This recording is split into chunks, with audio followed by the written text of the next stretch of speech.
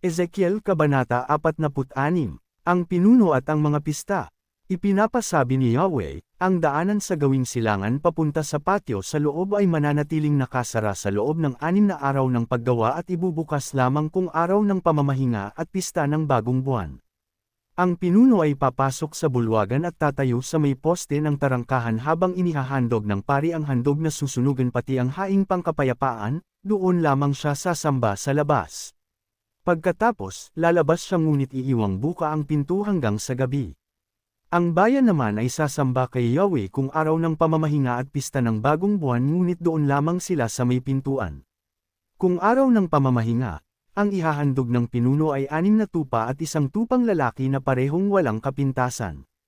Para sa tupang lalaki ay 5 salop ng handog na pagkaing butil, kasama ng 4 na litrong langis. Ang para naman sa bawat kordero ay ayon sa kanyang kakayanan bukod sa 4 na litrong langis.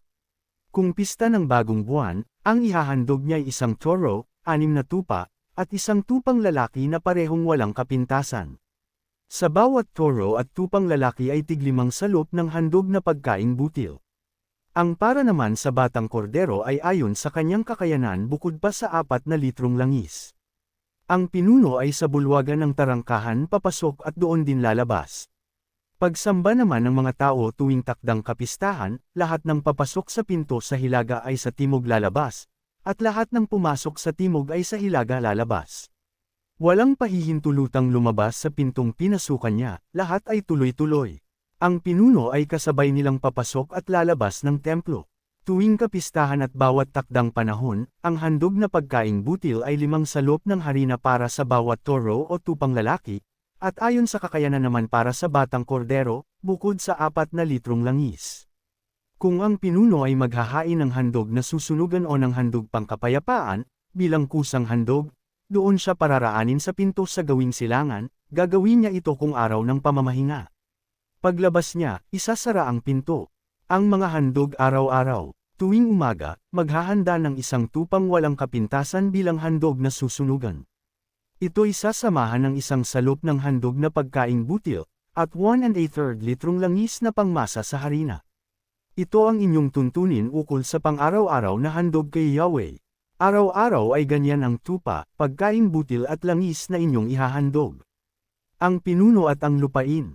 Ipinapasabi ng Panginoong Yahweh, kapag ang anak ng pinuno ay pinamanahan niya ng kanyang ari-arian, iyon ay mananatiling pag-aari ng anak. Ngunit kapag binigyan ng isang alipin, ang ibinigay ay kanya lamang hanggang sa pagsapit ng taon ng paglaya. Paglaya niya, ibabalik niya sa pinuno ang ari-ariang ibinigay sa kanya pagkat iyon ay para sa mga anak nito. Ang pinuno ay hindi dapat manggamkam ng ari-arian ng mga mamamayan. Ang ari-arian lamang niya ang maaari niyang ibigay sa kanyang mga anak.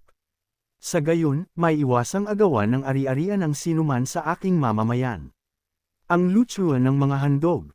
Dinala ako ng lalaki sa hanay ng mga silid ng pari sa gawing timog at do'y itinuro niya sa akin ang isang lugar sa gawing kanluran.